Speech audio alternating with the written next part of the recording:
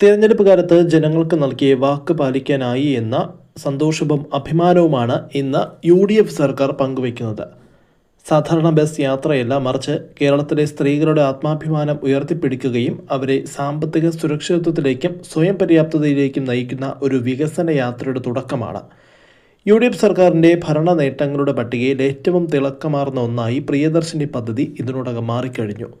ഈ പദ്ധതി വിഭാവനം ചെയ്യുന്ന മാറ്റങ്ങൾ ഓരോ വീട്ടിലും ദൃശ്യമാകുമെന്നാണ് നേതാക്കൾ വ്യക്തമാക്കുന്നത്. വിശേഷിച്ചും ഉപജീവനത്തിനായി ദിവസവും കിലോമീറ്ററുകളോളം യാത്ര ചെയ്യേണ്ടി വരുന്ന 10,000-കണക്കിന് സാധാരണക്കാരായ സ്ത്രീകൾക്ക് ഇത് ഉപകാരപ്പെടാം.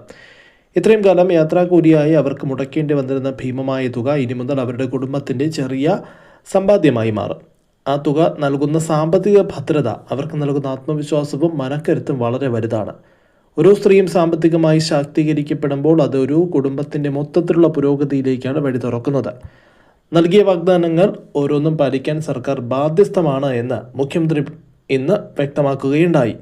കാരണം ആ ഉറപ്പുകൾ നൽകിയത് കേരളത്തിലെ പ്രബുദ്ധരായ ജനങ്ങളോടാണ്. സമൂഹത്തിലെ അവസാനത്തെ ആളെയും ചേർത്തുപിടിച്ച് ആരെയും മാറ്റി നിർത്താതെ വികസനത്തിൻ്റെ പാതയിൽ മുന്നോട്ട് പോവുക എന്നതാണ് പുതുയുഗ കേരളത്തെ കെട്ടിപ്പടുക്കുന്നതിനായുള്ള സർക്കാരിൻ്റെ നയം എന്നാണ് മുഖ്യമന്ത്രി VD സതീശൻ ഇന്ന് വ്യക്തമാക്കിയത്.